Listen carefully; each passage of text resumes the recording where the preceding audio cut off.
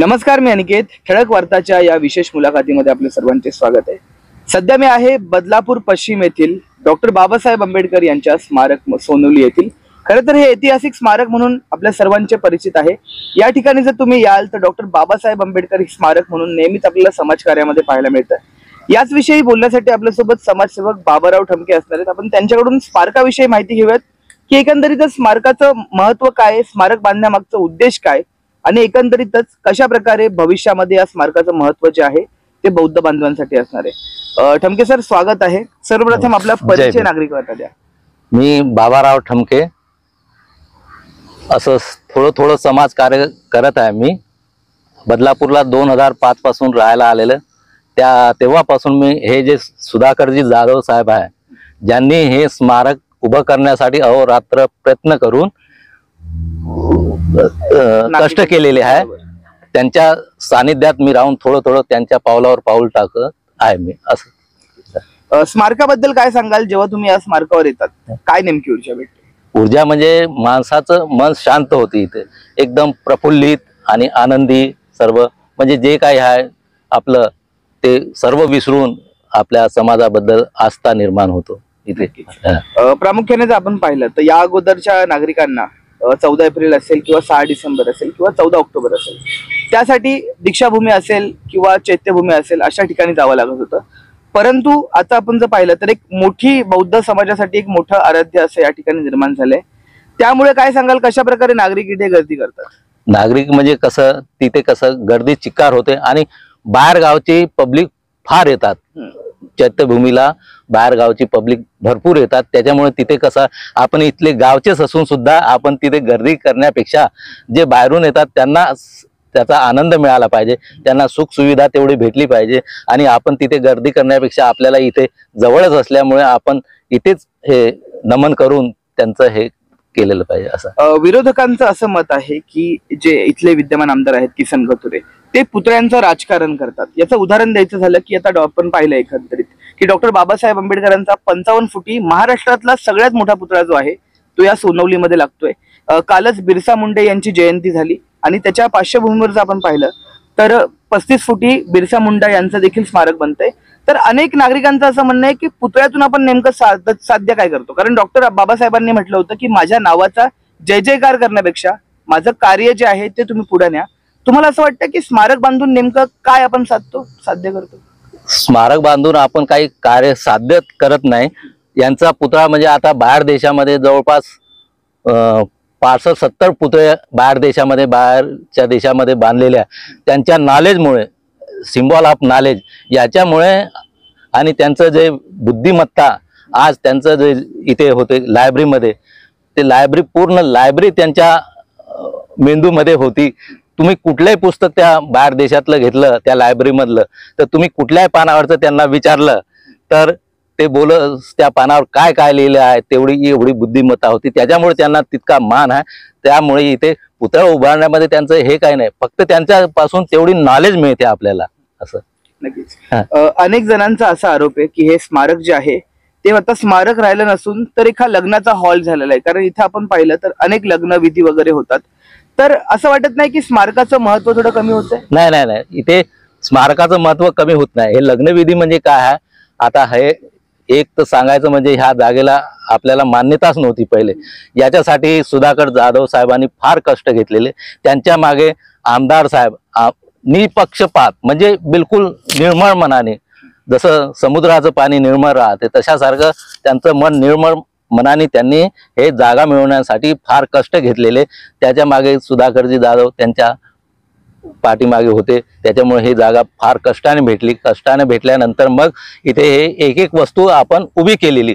आता पहिले हे स्मारक म्हणजे घुमट उभं केले, त्याच्यानंतर त्याला सोर्स म्हणजे इथे काहीतरी सोर्स पाहिजे बा आपल्याला, म्हणजे हे कुणाला आपल्याला पैसा मागण्याची गरज पडली नाही पाहिजे.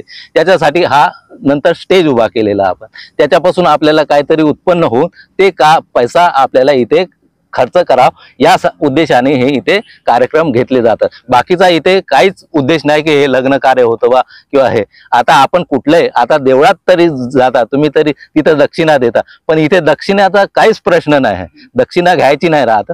हेच कार्य आता आपण कार्य करतो, बाहेर दिले पैसा देतोच, त्याच्यापेक्षा आपण इथे पैसा देऊन तोच पैसा आपल्याला इथे जो काही कमी जास्त खर्च असला त्या खर्च भागवतात, त्याच्यासाठी हे विधी वगैरे करतात. नक्कीच. किसन कथोरे आपल्या भाषणात नेहमी म्हणतात की मी भाग्यवान आहे, कारण माझ्या मतदारसंघामध्ये डॉक्टर बाबासाहेब आंबेडकरांचा आजोळपण आहे आणि डॉक्टर बाबासाहेब आंबेडकर ज्या ऐतिहासिक भूमीमध्ये आले तो मतदारसंघ देखील माझाच आहे. परंतु आपण आंबेटेंबेची जर दुरावस्था पाहिली तर अनेक तिकडचे जे वारस आहेत जे भीमाबाई आंबेडकर यांचे, त्यांच्यामध्ये प्रचंड नाराजी पाहायला मिळते की त्यांचं असं म्हणणं आहे की फक्त मतांचं हे राजकारण केलं जातं. तुम्ही याकडे कशा प्रकारे पाहता? इथे मतांचं राजकारण काहीच नाही. मी प्रॉपर नागपूरचा आहे. नागपूरला जे दीक्षाभूमी आहे तिथे जे हे स्वतः माझ्या गावाला जाऊन आले आणि तिथची जे दीक्षाभूमी बघितली, त्याच्यानंतर त्यांच्या मनात जे वाटलं का त्याच प्रकारे आपण इथे करावं, तर त्या उद्देशाने त्यांनी मन साफ करून इथं ते स्मारक उभं केलेलं आहे आपल्या कष्टाने. आणि मी तर म्हणतो ते आमदार होते म्हणूनच आपलं इतकं आज स्मारक उभं झालेलं आहे. त्याच्यानंतर त्यांनी मोठी लायब्ररी उभी केलेली, आता पुतळा उभा, आणि त्यांच्या इतका निधी आज मी सर्व जनतेला सांगू इच्छितो की त्यांच्या इतका निधी कोणी आणू शकला नसता आणि एवढं काम फास्ट मध्ये केलं नसतं. याच्या मागे सुधाकरजी जाधव साहेब आणि आपले सिद्धार्थ जाधव साहेब यांनी जे कष्ट केलेले आहे. जसा पैसा मिळत गेला म्हणजे निधी जसा मिळतो त्याचा उपयोग लगेच करून ते काम केल्यानंतर परत निधीसाठी वाट बघणं हे त्यांचं काम होतं. म्हणून त्या हिशोबाने जसजसा निधी म्हणजे तसाच निधी ते आमदार साहेब तुरंत म्हणजे लवकर मंजूर करून घेत होते आणि हे पूर्ण काम करत होते. याच्या मागे एक म्हणजे त्या सुधाकरजी जाधव साहेब आणि सिद्धार्थ जाधव साहेब यांचं पण फार मोठं त्याला हे आहे. शेवटचा प्रश्न मला तुम्हाला असेल की आमदार किसन कथोरे आता यांचं 5वं टर्म आहे आमदारकीचं, सलग 5 वेळेस ते याच विकासाच्या मुद्द्याला घेऊन पुढे येतात की आम्ही स्मारक केलं, आम्ही आंबेटेंबे केलं. मुळात परिस्थिती काय? नाही तसं काहीच नाही. प्रत्येक समाजाला घेऊन चाललेले आहे ते. असं नाही की एका समाजाला म्हणजे पुतळा बांधला तर आपल्याच समाजाला घेऊन चाललं असं नाही. प्रत्येक समाजाला म्हणजे कुठलाही इथे जे कुठलाही समाज असो प्रत्येकाला ते त्यांच्याकडे गेल्यानंतर खाली हाताने कोणीच येऊ शकत नाही. त्यांच्याकडे जे मागणी केली ते पूर्ण करतात. ते मागणी पूर्ण केली म्हणून काही ते असं त्यांच्या मनात नाही की यांच्याच बद्दल करतात. आता आम्ही थोडंच बोलायचं की आमच्या समाजाला हे करतात, पण बाकीचे पण इतर समाज आहे आपल्या इथे बदलापूरमध्ये, त्या प्रत्येक समाजाला मग ते तसे राजकारण समाजाचं करतो म्हटलं तर चाललं नसतं ना. प्रत्येक समाजाला ते घेऊन चालतात, त्याच्यामुळे ते प्रसिद्ध आहे. आणि त्यांच्यासारखा माणूस इथे आहे बदलापूरमध्ये मुरबाड विधानसभामध्ये, म्हणूनच ते पूर्ण आज मी काल मुरबाडला पण गेलेलो आहे. तिची पण परिस्थिती मी 2005ला गेलो होतो आणि काल सुद्धा त्यांची सभा होती.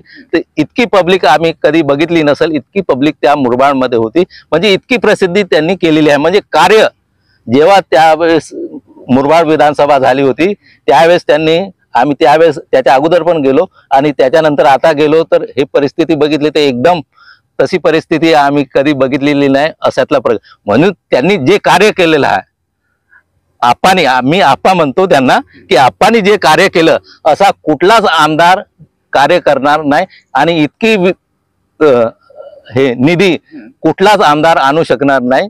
त्यांच्यामुळे हे सर्व झालेलं आहे, म्हणून त्यांचं हे आहे. अवघ्या काही दिवसांमध्ये निवडणुका होऊ घातल्यात महाराष्ट्रामध्ये. जनतेला काय आवाहन कराल? जनता आता सुज्ञ झालेली आहे, जनतेला काय आवाहन कराल? जनतेने काय त्यांच्या कार्याला आपण त्यांना आशीर्वाद, आता आप्पा ते मोठे आहे त्यांचा आशीर्वाद आपल्याला घ्यायचा आहे. पण आता यावेळेस जे निवडणूक आहे 20 तारखेला आपल्याला त्यांना आशीर्वाद द्यायचा आहे. त्यांचं कार्य बघून त्यांना आशीर्वाद द्यायचा आहे.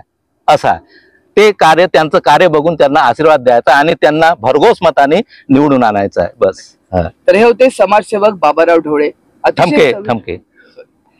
हे होते समाजसेवक बाबाराव ठमके. अतिशय सविस्तररित्या त्यांनी या स्मारकाबद्दल जी आहे ती माहिती दिली. आमदार यांचं विजन जे आहे ते नागपूरच्या धर्तीवर त्यांनी ती दीक्षाभूमी पाहिली आणि तिचीच प्रतिकृती जी आहे ती या 5.5 एकर जागेमध्ये आपल्याला पाहायला मिळते. या ठिकाणी डॉक्टर बाबासाहेब आंबेडकरांचा भव्य महाराष्ट्रातला सर्वात मोठा पुतळा देखील बनतोय. इतकंच काय तर जगातली डिजिटल लायब्ररींपैकी एक भव्य अशी लायब्ररी देखील बनते, जी येणाऱ्या काळामध्ये बाबासाहेबांचे विचार घराघरात पोहोचवण्यासाठी अतिशय महत्वपूर्ण ठरणार आहे. इतक्यावरच थांबले नाहीत तर त्यांनी MPSC UPSC मुलांसाठी देखील एक प्रशिक्षण केंद्र बनवण्याचं त्यांचं एक विजन आहे आणि ते येणाऱ्या काळामध्ये या देशातले या शहरातले IAS ऑफिसर जे आहेत ते या बदलापूर शहरातले व्हावेत, हा त्यांचा दृढ संकल्पनेतून साकार केलेली ही एकंदरीत भूमिका आपल्याला पाहायला मिळते. तुम्हाला हा एपिसोड कसा वाटला आम्हाला कमेंटच्या माध्यमातून नक्की कळवा आणि जर तुम्ही या स्मारकात आला नसाल तर एकदा नक्की व्हिजिट करा आणि जर तुम्ही आला असाल तर तुमच्या या स्मारकाबद्दलच्या ज्या काही आठवणी असतील त्या कमेंटच्या माध्यमातून आम्हाला नक्कीच कळवा. तुर्तास इतकंच. व्हिडिओ जर्नलिस्ट राहुल साळवे सोबत मी अनिकेत, ठळक वार्ता बदलापूर. धन्यवाद. जय भीम.